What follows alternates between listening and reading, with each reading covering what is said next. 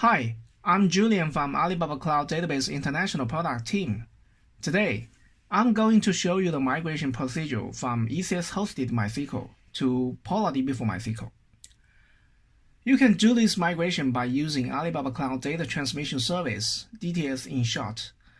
Incremental data migration allows you to migrate data to the PolarDB for MySQL cluster without service interruption of the source instance. When configuring a migration task, you need to provide the migration accounts for the ECS-hosted MySQL instance and the PolarDB for MySQL cluster. This table lists the migration types and the required permissions. In the schema migration phase, select permission on the migration object is needed for the source, while all permissions are needed for the target. In the full data migration phase, select permission on migration object is needed for the source, while all permissions are needed for the target. In the incremental data migration phase, select replication client and the replication slave permissions are needed for the source, while all permissions are needed for the target. So please make sure that the proper permissions are set correctly before migration. The source and the target are not needed to be located within the same region. The migration can be taken across regions. In this demo, my source ECS MySQL is in Singapore region, while the target Polar MySQL is in Indonesia Jakarta region. Using DTS for the migration, 4 phases are included: pre-checking, schema migration, full data migration, and the incremental data migration. After the migration finished, you can modify the database endpoints in the application for the switchover. Now, let's get started. For the target in Indonesia Jakarta region, I've already had a PolarDB for MySQL cluster. For the source, ECS-hosted MySQL, before demonstrating the migration procedure, I will truncate the table for the demo. For the schema, table, and metadata, you can see that there are 2 tables in it.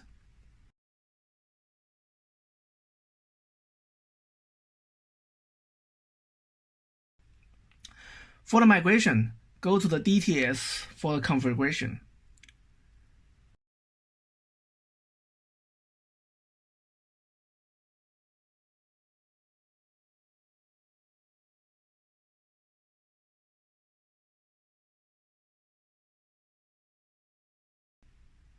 Click Create Migration Task.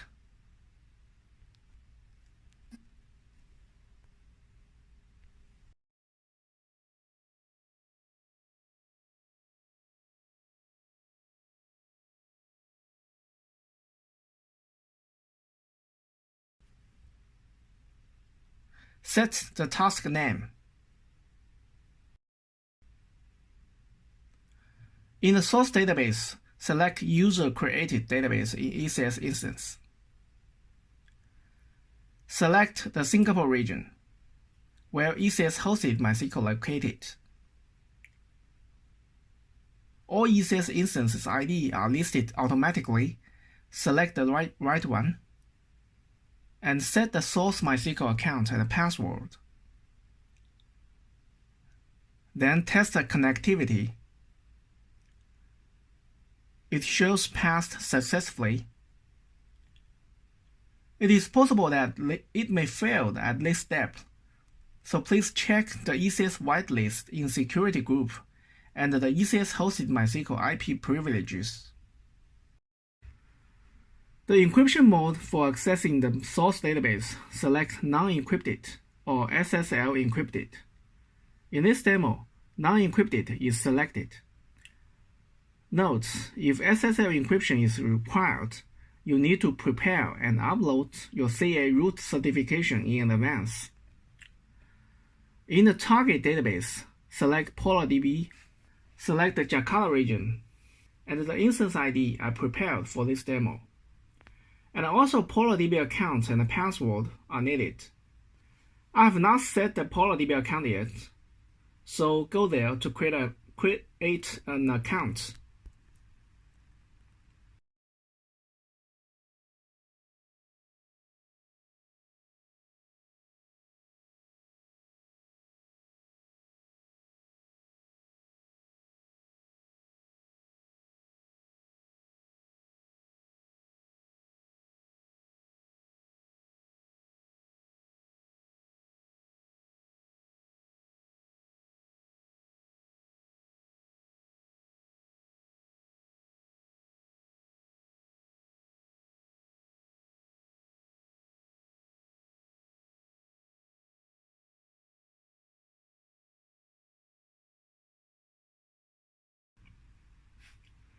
After that, let's back to DTS console to fill with the PolarDB account and test the connectivity.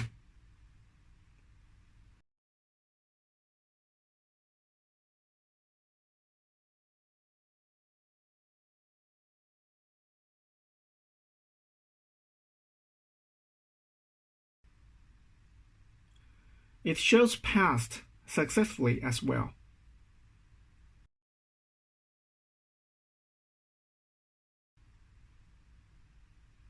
Now the DTS configuration has been finished. Click Set Whitelist and Next.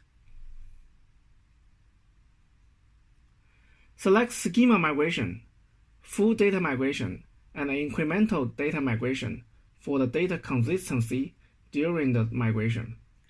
If you don't select the incremental data migration, data updates in the source database are not migrated to the destination instance.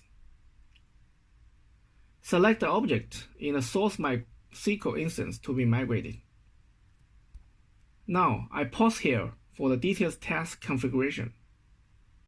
Since I want to better show the whole procedure how DTS task works, I go to prepare 3 Java programs as the JDBC clients. The first one is the insert client connecting to the source ECS MySQL to continuously insert data into it. The second one is the query client connecting to the source ECS MySQL to continuously read data from it. The third one is the query client connecting to the target PolarDB MySQL to continuously read data from it. For the client setup, let me go to the PolarDB to set up whitelist for the connectivity.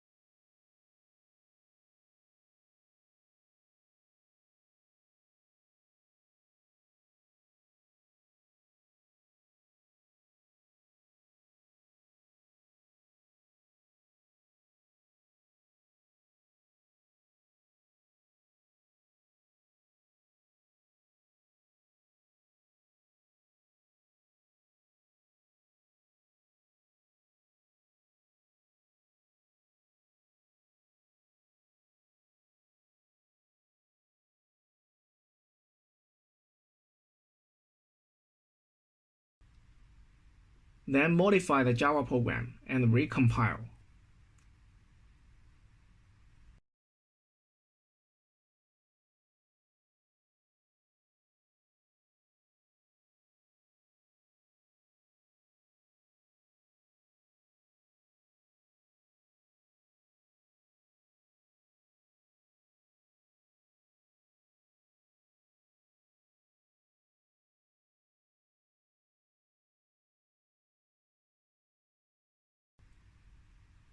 After that, Let me go back to the DTS Web Console.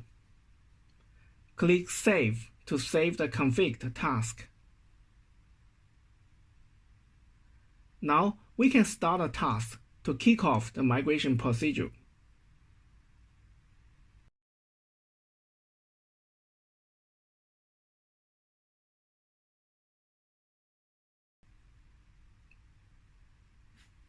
First, it will do the pre-checking. Pre-check the connectivity, permission, and the database parameters.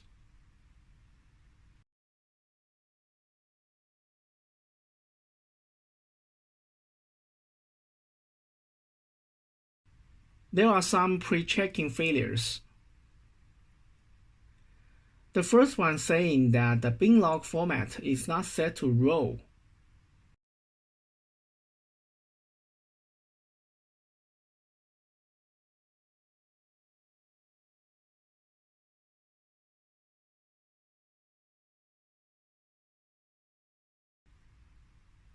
And the second one saying that the server ID of the source database need to be greater than 1.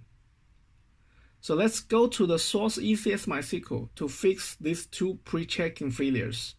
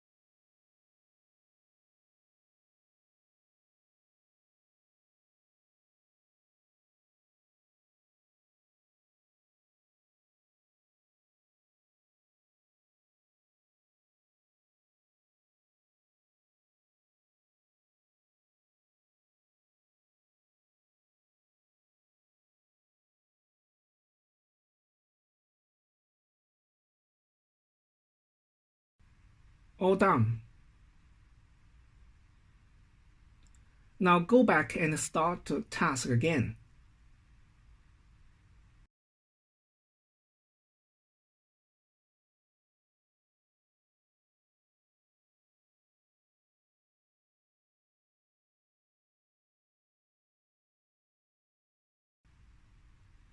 The pre-checking all passed successfully. Select a channel specification according to your business requirements. Here for the demo, I select small.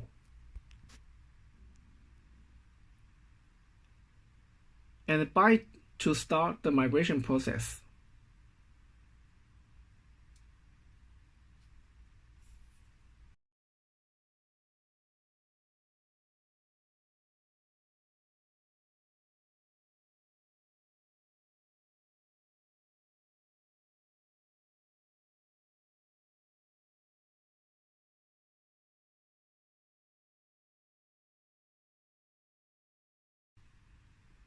We can see that in the first command line window, insert client continuously insert data into the source ECS MySQL.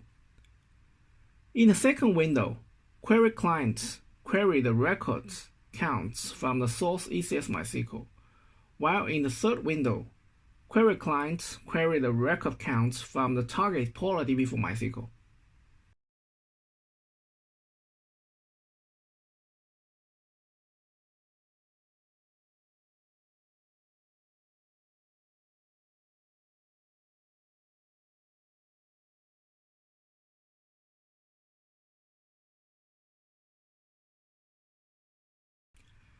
In the DTS Web Console, we can see that the schema migration and the full data migration are all completed. At the incremental data migration phase, all the objects tables are in the migrating status.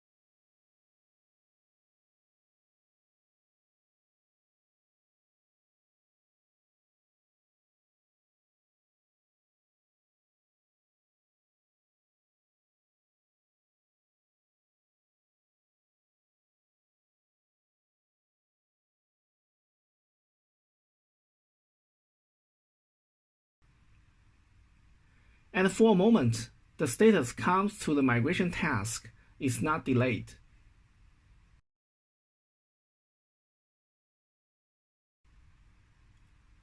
Suppose we stop these 3 clients and restart them.